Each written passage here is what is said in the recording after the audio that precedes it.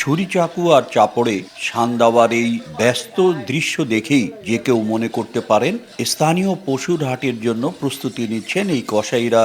তবে তাদের এই কর্মযজ্ঞ নিজ এলাকা নীলফামারী সৈয়দপুরের জন্য নয়, বরং রাজধানী ঢাকায় পশু কুরবানির গুরুদায়িত্ব পালনের প্রস্তুতি। প্রতি বছর ঈদুল আজহার আগে সৈয়দপুর থেকে প্রায় ৩০ থেকে ৫০ জন দক্ষ কসাই পাড়ি জমান ঢাকায়।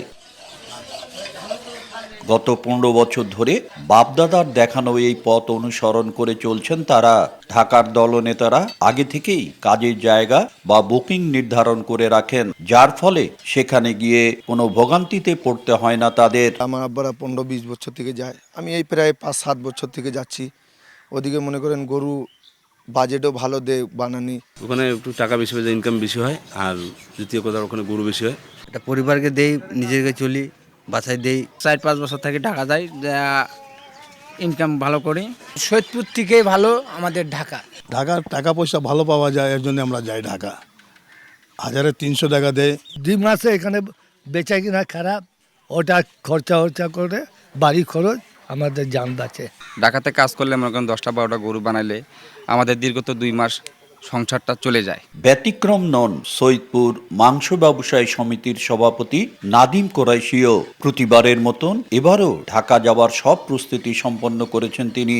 দিচ্ছেন ছুরি চাকুতে শান, ব্যাগে গোছাচ্ছেন কাপড় ও কুরবানির সরঞ্জাম। তার অধীনে এবার আরও ১০ জন কসাই ঢাকায় যাচ্ছেন। দলের অন্য সদস্যরা বাস বা ট্রেনে রওনা দিলেও নাদিম কোরাইশি যাবেন বিমানে। বড় ভাই গেছে, বাপদাদাও গেছে আমাদের।